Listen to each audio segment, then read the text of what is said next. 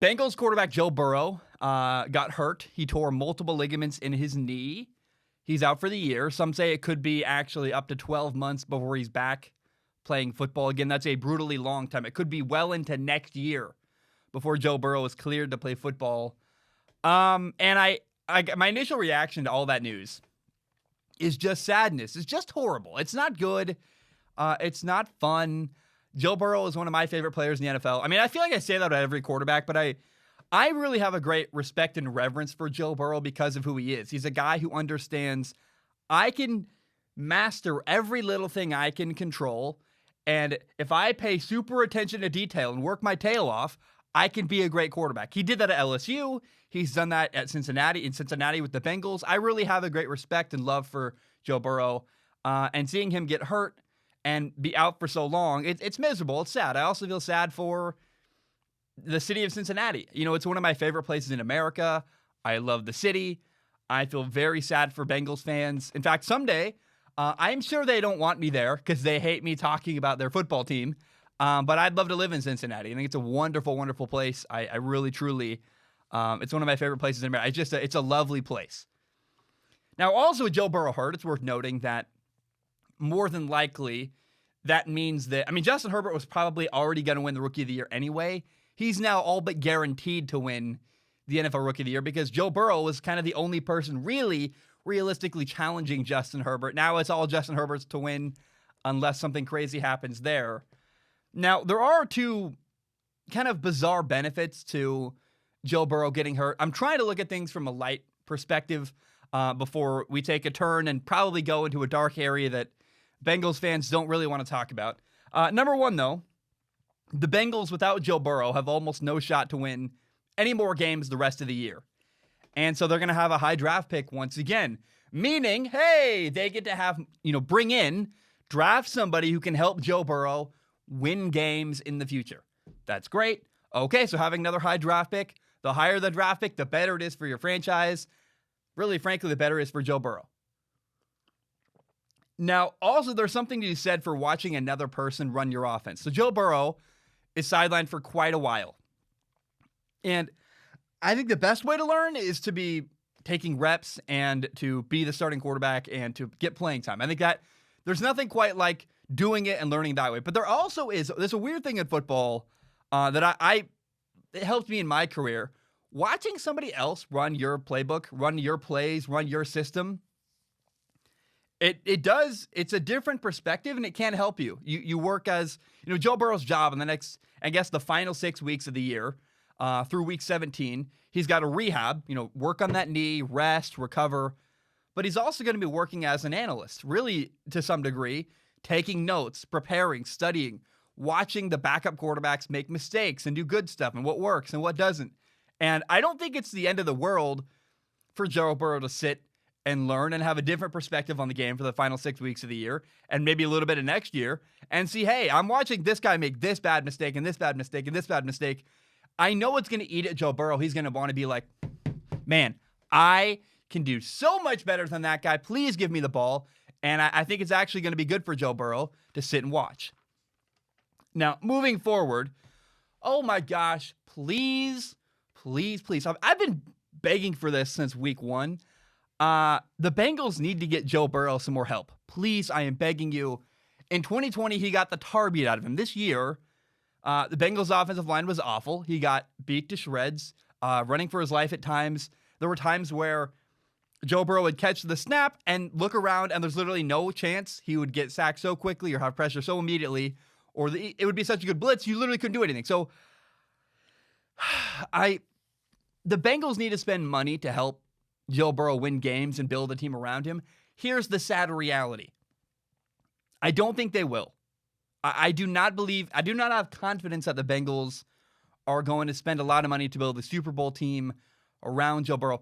To build a great roster takes money, and you have to spend, and you have to invest in your culture. And the Bengals ownership, if you watch the Bengals ownership over the years, they always spend just enough money for people in Cincinnati to be excited about their team, to make enough money. They really spend enough money to excite fans and to sell tickets, right? People in the Cincinnati area go, ooh, shiny new object, a new quarterback. We have AJ Green. that Cincinnati builds their team just enough to sell tickets and make people excited. And Bengals fans fall for it over and over and over again. And for whatever reason, Bengals fans don't hold their ownership accountable. They don't say, hey, ownership, you're stringing us along once again. How about you actually go get help? Go sign free agents. Go make bigger moves. They signed like one corner from the Vikings. People are like, oh, what a big move. We're spending so much money. Expectations are at the bottom in Cincinnati.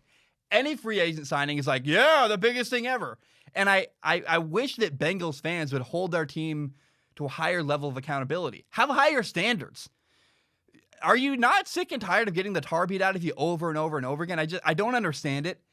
And then here's the part I really, really hate to say next. Joe Burrow chose to go to the Cincinnati Bengals. You can disagree with me. People will. People say, well, the Bengals drafted Joe Burrow. He had no choice to go there. Not really, no. Joe Burrow could have still said no. Eli Manning once said no to the former San Diego Chargers, now the LA Chargers. John Elway was drafted by the Baltimore Colts, and he refused to play for them. John Elway forced the Colts to trade him away. So Joe Burrow had options. I mean, to do what he would have had to do not play in Cincinnati, Cincinnati would have fought him really hard, and Joe Burrow would have had to had some outside-the-box thinking. And also, here's the brutal truth is that Joe Burrow would have had to push back against the area he's from. He's from Athens, Ohio. It's where he grew up. Cincinnati is not really close, but it's in the same state. He would have had to push it back against his home state. And the thing that people always forget is that Joe Burrow had options. He's an amazing quarterback. He had leverage. I mean, Joe Burrow, you're one of the hottest commodities in the entire NFL. You get what you want. But Joe Burrow did not put up a fight. He chose to go back to his home state and play football. Admirable to some degree, also somewhat stupid. I hate to say that, plainly as it is, but playing for the Bengals is not really good for anybody. I don't know why. I want to read a quote from my dad. My dad said this. He said, it's unwise to join a crappy organization and expect great results. Crappy organizations produce crappy results. And think about the history of the Bengals. They failed to properly support Carson Palmer. In fact, the owner in Cincinnati painted Carson Palmer as a villain rather than saying, oh, yeah, by the way, Carson Palmer was furious with the Bengals. He got tired. He asked for a trade. He wouldn't play for them because he wanted to actually have a chance to win a Super Bowl. He wanted to build a team, and the Bengals ownership wouldn't spend the money he required. And to this day, Carson Palmer is not remembered the way he should be. He was an amazing quarterback who deserves respect, and yet some people, man, they treat Carson Palmer like he was never any good. It's really crazy, especially in Cincinnati. You know, Carson Palmer's kind of like the whistleblower. He said, hey, there's this problem. Can we fix it? And Cincinnati said, how dare you point out our problem? No. It's like, well, you have to kind of, how else can you impact and bring about change if you don't point out flaws? I don't understand. So Joe Burrow joined the Bengals, a crappy organization. And by the way, rumors are swirling right now about the terrible culture in the building with the Cincinnati Bengals. And by the way, Cincinnati people out there, I love you. I love your city. The Bengals are not a reflection of you in any way other than the fact that you guys don't hold your ownership accountable. But, I mean, I understand, like, what else are you going to, like, I get that there's no other football team coming to your city. You have to support what you have. I understand the mindset. But it's sad because Cincinnati's a great place and Joe Burrow's this awesome quarterback. The problem in Cincinnati is not the fans necessarily, other than I wish they would put more pressure on ownership. But the problem in Cincinnati really is the ownership. It's not the fans' fault. It's not Joe Burrow's fault. The problem is ownership. For whatever reason, they won't really hire an actual general manager. They got Duke Tobin, who's director of player personnel. It's stupid nonsense. The ownership has a hand way too far into the cookie jar. And the sad reality is that I believe Joe Burrow getting hurt is likely only the beginning of his struggles with the Bengals. He's going to have to endure the Bengals for his entire career unless he, forces them to trade him, or he'll probably sign another contract. And as long as Joe Burrow is on the Bengals, he's never going to meet the full potential of his career. It's sad. I don't like saying that. I hate that. I love Joe Burrow. I love Cincinnati. I have a deep, deep frustration and hatred for the Cincinnati Bengals ownership. Nobody calls him out for it. Nobody in Cincinnati, it seems like. All the fans are like, there's this mindless sheep going, oh, well, it's our team. We have to support our team. No, you don't. You have to push back against people that are doing the wrong thing. And I don't know how you can look at Cincinnati and go, yeah, they're really supporting Joe Burrow. His offensive line is awful. He got the tar beat out of him over and over again.